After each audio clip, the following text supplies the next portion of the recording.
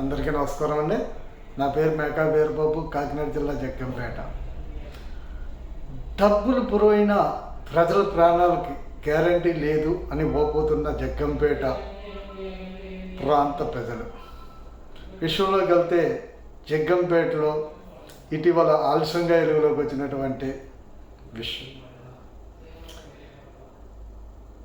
శ్రీ చైతన్య స్కూల్లో 8వ తరగతి చదువుతున్నటువంటి ఒక అమ్మాయి ఒంగోలు నుండి కాకినాడ జిల్లా జగ్గంపేట తన బంధువుల ఇంటి దగ్గర ఉండి చైతన్య స్కూల్లో 8వ తరగతి చదువుతుండగా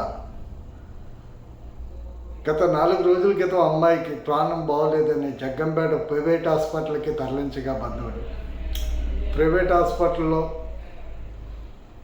మరి ప్రధాన వైద్యులు అందుబాటులో లేకపోవడంతో సిబ్బంది వారికి ఫోన్ చేసి ఈ అమ్మాయికి వాళ్ళ సలహా మేరకు రక్తం ఎక్కించడం జరిగింది.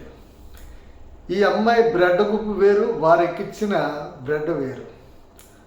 అది లివర్స్ ఈ అమ్మాయి నోటు అంత రక్తం రావటంతో సిబ్బంది ప్రధాన వైద్యులకి రాజమండ్రిలో ఉన్నవారికి తెలియచేయగా వారు సలహా మేరకు వీళ్ళకే ఉన్నటువంటి రాజమండ్రిలో వీళ్ళ హాస్పిటల్కి తరలించక అక్కడ ఈ అమ్మాయి ప్రాణాలు కోల్పోవటం జరిగింది.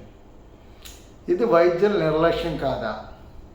మరి అక్కడే ఉన్నటువంటి రాజమండ్రిలో టీడీపీ నాయకులు ఈ విషయాన్ని బయటికి రాకుండా సెటిల్మెంట్ చేయటం జరిగింది.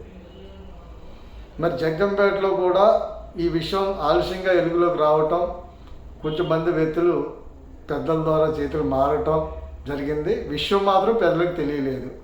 ఇటువంటి సంఘటనలు జగ్గంపేటలో తరచూ జరుగుతున్న జిల్లా ఉన్నతాధికారులు డిఎంహెచ్ఓ గారు ఎందుకు పట్టించుకుంటలేదు?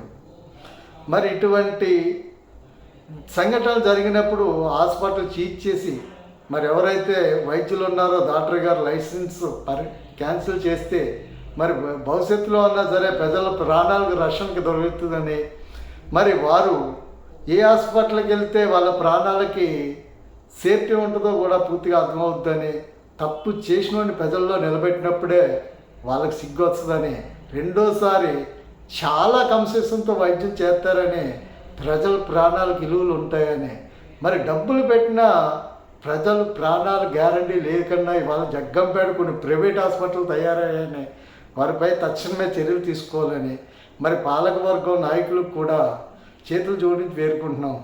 అయ్యా, మీరు నాయకత్వంలో ఉంటే ప్రజలకు సేవ చేయండి కానీ సెటిల్మెంట్లు చేయొద్దని చెప్పి కోరుకుంటూ సెలవు తీసుకున్నాను. జై హింద్, జై భారత్.